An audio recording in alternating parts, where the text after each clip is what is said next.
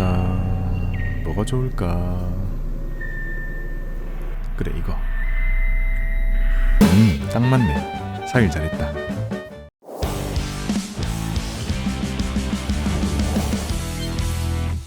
안녕하세요, 박구미입니다. 새해가 되면 뭔가 내 삶이 초기화되는 그런 느낌이 들면서 새로운 계획과 목표를 세우게 됩니다. 그래서 준비를 했습니다.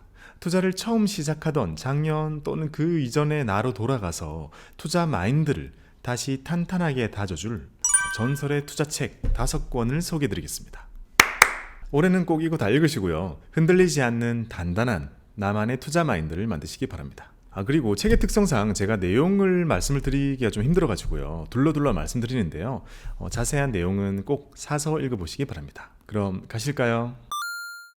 첫 번째 책은 로버트 기요사키의 부자 아빠 가난한 아빠입니다. 아마 우리나라에서도 투자 도서 중에서는 이게 가장 유명하지 않을까 싶습니다. 이 책이 갖고 있는 타이틀은 전 세계에서 가장 많이 팔린 경제 경영 도서입니다. 멋있죠? 1997년에 처음으로 출시가 되었으니까 지금 성인이 된 24살의 책입니다. 이 책은 오늘 소개해드릴 책 중에서 가장 술술 읽히기 때문에 가장 처음에 읽기 좋은 책입니다. 이 책의 저자는 일본인이고 그가 어릴 때부터 받았던 돈에 대한 교육들 이런 것들을 깨부수는 것에 가장 큰 의미가 있는 것 같습니다. 오히려 이런 부분에서는 다른 서양의 외국인들보다 우리 한국 사람들이 훨씬 더 공감을 많이 할 것 같습니다. 교육 방식이 일본이랑 비슷한 면이 많잖아요. 이 책에서는 가난한 이유는 돈이 없어서가 아니라 돈을 금기시하고 금융 지식을 멀리하는 그런 문화 때문이다. 이렇게 얘기를 합니다. 책의 내용은요. 저자가 어릴 때 본 2명의 아버지, 가난한 자신의 아버지와 부자인 친구의 아버지를 비교하면서 그들의 사고방식을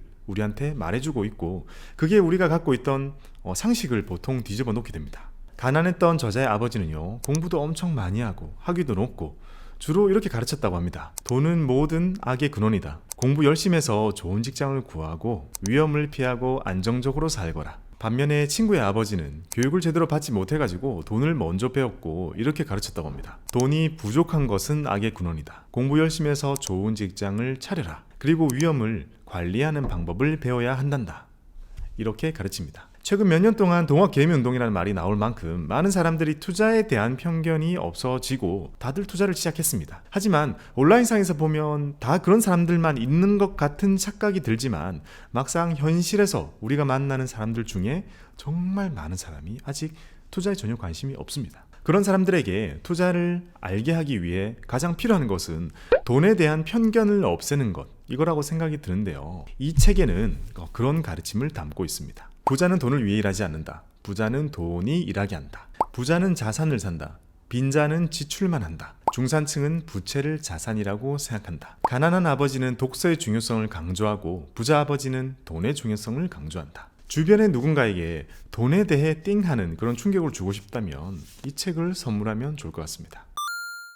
두 번째 책은 앙드레 코스톨라니의 돈, 뜨겁게 사랑하고 차갑게 다루어라. 이분은 작가라기보다는 실제로 성공한 전설적인 투자자입니다. 책 제목 그대로 우리가 돈을 추구하고 투자를 적극적으로 해야 하는 건 맞지만 투자를 실제로 할 때만큼은 아주 냉철한 시각으로 시장을 바라봐야 한다는 것을 말하고 있습니다. 저 개인적으로도요. 투자를 시작한 주변 지인들에게 제가 가장 많이 선물하는 책이 바로 돈뜨사 이겁니다. 모든 투자 명서가 그러하듯이 언제 사고 언제 팔고 어떻게 분석을 하고 어떤 지표를 보고 이런 내용은 거의 없습니다. 투자 마인드가 정말 중요하다는 것을 다시 한번 알게 되고 실제로 그것을 다지는 것에 정말 큰 도움이 되는 책입니다. 특히 이분은 하락장에서 큰 돈을 버셨기 때문에요. 하락장을 이용하는 투자 또는 시장이 너무 비쌀 때 투자를 하지 않는 것의 중요성 이런 거를 많이 배울 수 있고요. 그래서 혹시 시장이 나를 빼놓고 쭉쭉쭉 가버리는 것 같다 이러다가는 나만 못 보는 게 아닐까 이런 불안감을 느끼신다면 그때 이 책을 읽으면 좋을 것 같습니다. 마음이 편안해지실 거예요. 잃을 바에는 차라리 안 벌고 말지 이런 지금의 저의 투자 마인드를 만들어준 책이기도 합니다. 이 책에서는요. 투자에 관계된 많은 사람들을 좀 부정적으로 바라보고 있습니다. 금융회사나 금융인들을요. 그래서 내 돈은 내 손으로 하자는 저의 생각과도 많은 부분에서 공감이 되는 부분이 있습니다. 이 책은 총 3권으로 이루어져 있는데요. 개인적인 생각으로는 1권만 읽으셔도 충분할 것 같습니다. 그리고 이 책에는 주식하는 사람들의 한 번쯤은 들어봤을 만한 그런 투자 명언들이 수두룩합니다. 이런 거 있잖아요. 돈이 많은 사람은 투자로 직접인 모험을 할 수 있다. 돈이 조금밖에 없는 사람은 투자를 해서는 안 된다. 하지만 돈이 거의 없는 사람은 반드시 투자를 해야 한다. 성공하려면 수면제를 먹고 푹 잠이 들어서 몇 년 동안 주식시장을 보지 말아야 한다. 그렇지 않으면 강세장을 앞두고 침체 국면에서 손해를 보면서 모든 것을 팔아버리는 그 시장의 분위기를 뛰어넘을 수 없기 때문이다. 저는 개인적으로는요, 시장에 대한 긍정론과 비관론을 비교해 보면요, 시장이 하락할 것 같아, 그때 사야지라고 생각하는 사람은 적어도 시장이 다시 올라갈 거라고 생각을 하니까 긍정론에 가깝다고 생각을 하고요, 시장이 하락해서 침체에 빠져버리면 한동안 못 나올 거야 라고 생각하는 것은 비관론에 가깝다고 생각합니다. 즉, 긍정론과 비관론 모두 시장이 일시적으로 아주 깊이 하락할 수 있다는 것은 다 동의를 하고 있는 거죠. 하락이 있을 거니까 투자를 하면 안 돼, 이게 비관론이라면 하락이 있을 거니까 기다렸다가 그걸 이용하자, 이게 긍정론이죠. 이 책은 그런 관점에서 볼 때요, 시장의 하락을 긍정적인 마음으로 투자의 기회로 이용할 수 있는 그런 방법을 알려주고 있는 것 같습니다.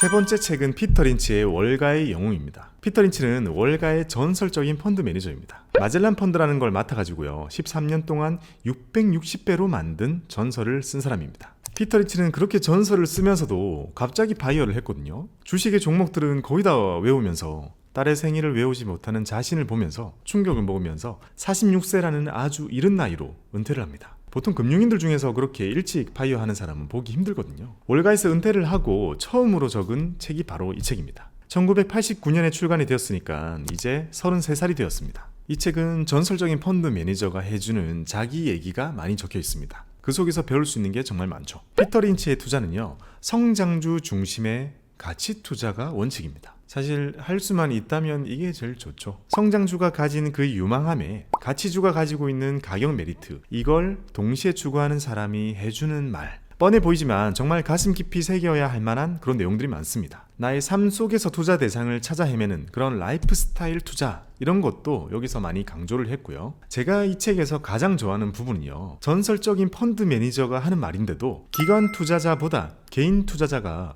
훨씬 유리하다는 점입니다. 우리에게 정말 힘드는 얘기를 많이 해줘요. 사실 저도 여기에는 동의를 하거든요. 그 외에도 실제적으로 쓸 수 있는 팁들이 너무 많이 들어있습니다.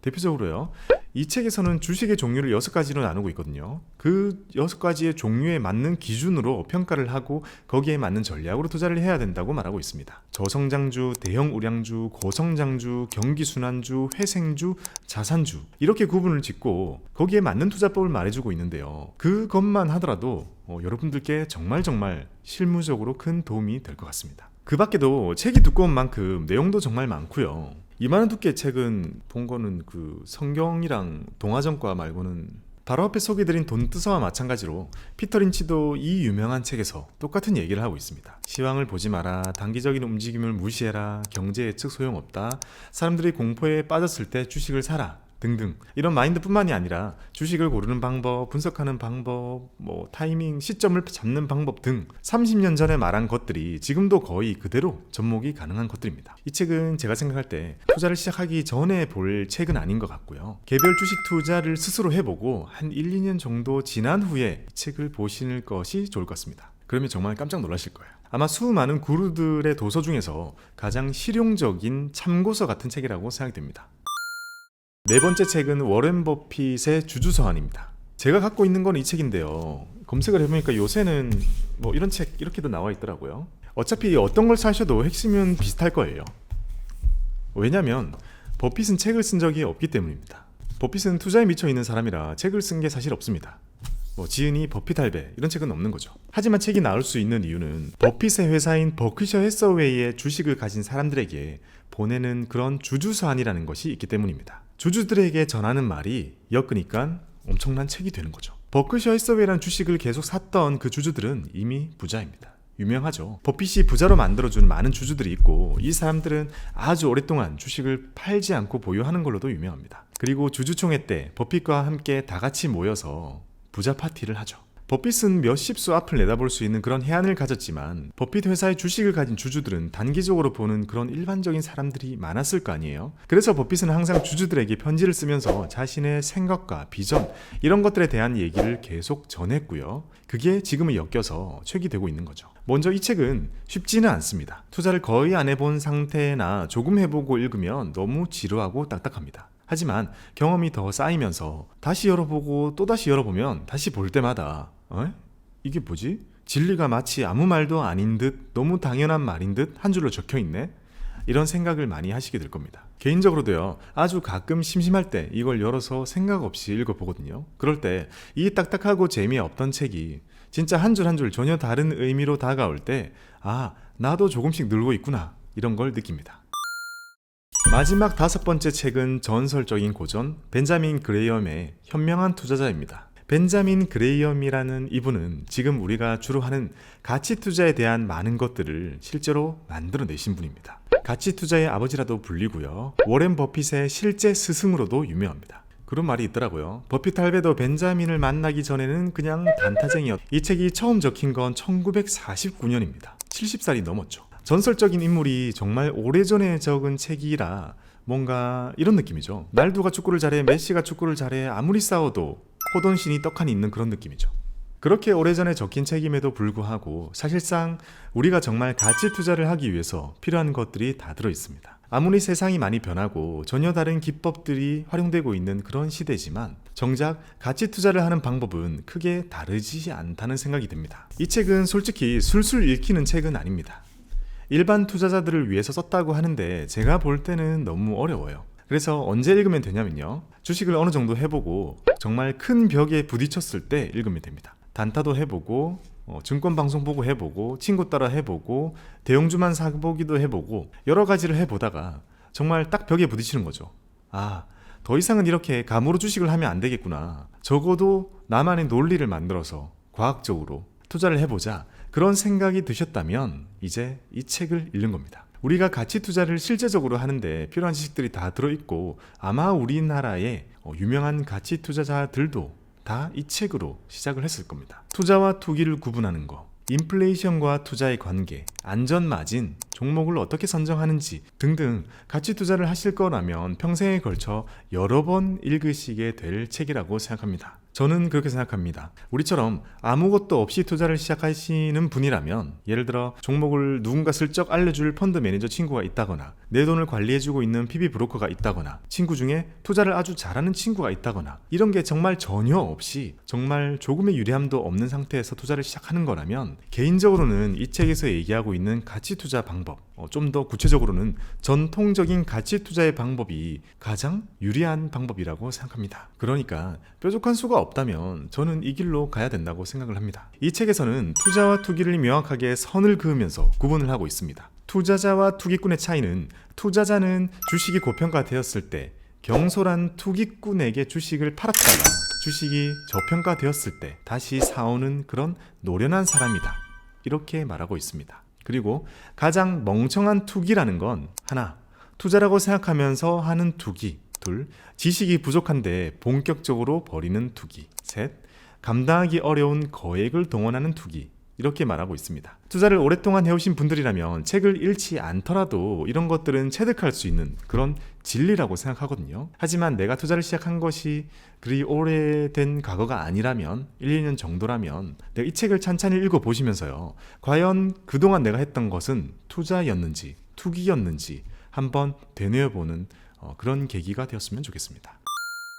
지금까지 새해의 기분으로 읽으면 좋을 투자 명서 5종을 말씀드렸습니다. 이 책을 활용하는 방법을 정리해 보면요, 돈에 대한 관심조차 없는 상태라면 여기 부자 아빠 가난한 아빠 이거를 읽으시면서 무릎을 탁 치게 될 거고요. 다음에 왜 나 빼고 다들 돈을 잘 버는 거지? 그런 조급함이 몰려든다면 여기 있는 돈뜨사 이걸 읽으시면 되고요. 이제 투자가 뭔지 알겠어. 구체적으로 어떻게 하면 되지? 그런 게 궁금할 때는 여기 있는 월가의 영웅을 읽으시면 되고요. 나는 명확하게 가치 투자의 길로 작정하고 나가겠어. 큰 마음을 먹었을 때는 여기 버핏의 주주서한과 현명한 투자자 이 두 권을 읽으시면 됩니다. 이런 구루들의 책까지 섭렵하는 여러분들의 성투를 기원합니다. 감사합니다.